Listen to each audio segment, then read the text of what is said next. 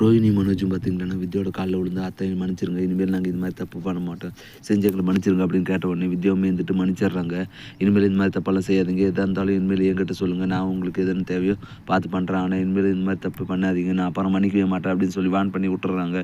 இதெல்லாம் பார்த்து முத்து பார்த்தீங்கன்னா என்னது இது, ஸ்கூல் பசங்க எதுன்னு தப்பு பண்ணிவிட்டு அம்மா கிட்ட சாரி கேட்டவொடனே அம்மா மன்னிச்சிடறாங்களே அந்த மாதிரி இருக்குது, அதெல்லாம் சரிப்பட்டு வராது. அவன் கடை அமைச்சது அப்பாவோட பணத்தில், அப்போ நியாயமாக பார்த்தா அப்பா தான் அந்த கடைக்கு ஓனர், இனிமேல் எம்டி போஸ்ட்டை வந்து அப்பா கிட்ட கொடுக்க சொல்லுங்கள் அப்படின்னு சொன்னோடனே அதுக்கு பல குரலுமே இருந்துட்டு ஆமாம் முத்து சொல்கிற கரெக்டு தான், அங்கிள் தான் அதுக்கு உண்மையான ஓனரு, அவர் தான் எம்டி போஸ்ட்டில் இருக்கணும், மனோஜ் வேணால் அதில் வேலை செய்யட்டும், வர ஷேரில் வந்து ஆளுக்கு ஈக்குவலாக இப்போ ஷேர் பண்ணிட்டோம் அப்படின்னு சொல்ல இதெல்லாம் பார்த்த மனோஜ் பார்த்திங்கன்னா டே அதே புற முடியும், அது நான் கஷ்டப்பட்டு உருவாக்கின கடை, அதை எப்படி அப்பா கிட்ட கொடுத்துட முடியும்னு சொல்ல, ஏன்டா நீ கஷ்டப்பட்ட வச்ச கடைன்னா அது யாரோட காசில் வச்ச, அப்பாவோட காசில் தானே வச்சேன், அப்போ அதுக்கு அப்பா தான்டா எம்டி, நீ வாயை முடுறான் அப்படின்னு சொல்லி வாயை அடிச்சிடுறாங்க. சரின்னு சொல்லிட்டு எல்லாருமே அமைதியாக கிளம்பி போயிடுறாங்க. அப்புறம் பார்த்திங்கன்னா வித்யா வந்துட்டு மனோஜோட ரூமுக்கு போயிட்டு பார்த்தியா நான் சொன்னேன்ல இதெல்லாம் நடக்கும்னு சொல்லிட்டு தான் நான் முன்னாடியே யோசித்தேன், நினச்ச மாதிரி நடந்துருச்சு, முத்துக்கு உங்கள் கடையை பார்த்திங்கன்னா முத்து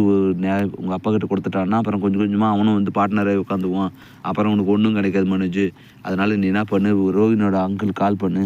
அவங்க அங்கிளுக்கு இல்லை அவங்க அப்பாவுக்கு கால் பண்ணி மீதி இருக்க பேலன்ஸ் 27 லட்சத்தையும் வந்து கொடுக்க சொல்லு, அவங்க கொடுத்தா தான் கடை உனக்காக வரும், இல்லைன்னா பார்த்தீங்கன்னா முத்து அவங்க அப்பா பேரில் எழுதி வச்சான், அப்புறம் நாளைக்கு இதில் எனக்கும் பங்கு இருக்கடான்னு சொல்லிட்டு அவனும் வந்து உட்காருவான், அப்புறம் உனக்கு ஒன்றுமே இல்லாமல் போயிடும் அப்படின்னு சொன்னேன். இதெல்லாம் கேட்டு இந்த ரோஹினி பார்த்திங்கன்னா அதிர்ச்சி ஆகுது, என்ன எங்கே சுற்றி கடைசியில் எங்கள் அப்பா கிட்டே வர்றாரு, இல்லாத அப்பா கிட்ட நான் போய் எங்கே தேடுறது, அதுவும் இல்லாத அவ்வளோ பணத்தை நான் எப்படி ரெடி பண்ண முடியும் அப்படின்னு சொல்லி யோசிச்சுட்டே இருக்காங்க. சரி சித்துக்கிட்டேனா போய்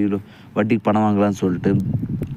வேறு என்ன பண்ணுறது, வேறு எதுன்னு போய் சொன்னாலும் வந்து இப்போதைக்கு மாட்டிக்குவோம், நம்ம என்ன தப்புனாலும் மாட்டி நிலமையில் தான் இருக்கோம், அதனால் வட்டிக்கான வாங்கி கொடுத்துர்லான்னு சொல்லிட்டு சிட்டுக்கிட்டு போய் பார்க்குறாங்க. சிட்டுக்கிட்டு பார்த்து நடந்த எல்லா விஷயத்தையும் சொல்லி எனக்கு வட்டிக்கு மட்டும் இப்போதைக்கு பணம் கொடு, நான் அப்புறம் உனக்கு வட்டி முதலமா வந்து 6 மாதத்தில் கொடுத்துட்றேன் அப்படின்னு சொல்ல,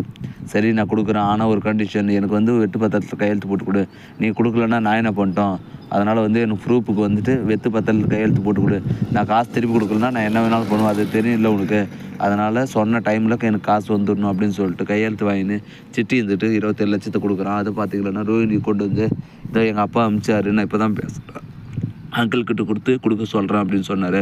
அங்கிள் வந்து கொடுத்துட்டு போனாங்க, இந்தாங்க அத்தை அப்படின்னு சொல்லி அத்தைக்கிட்ட காசை கொடுக்குறாங்க. அது காசை வாங்கிட்டு வித்யா பார்த்துட்டுங்களா, நான் நேராக போயிட்டு அண்ணாமலை கிட்ட எங்க ரோஹினியோட அப்பா காசு அனுப்பிச்சிக்கிறாருங்க, தாங்க உங்ககிட்ட திருண்டு போன 27 லட்சம்,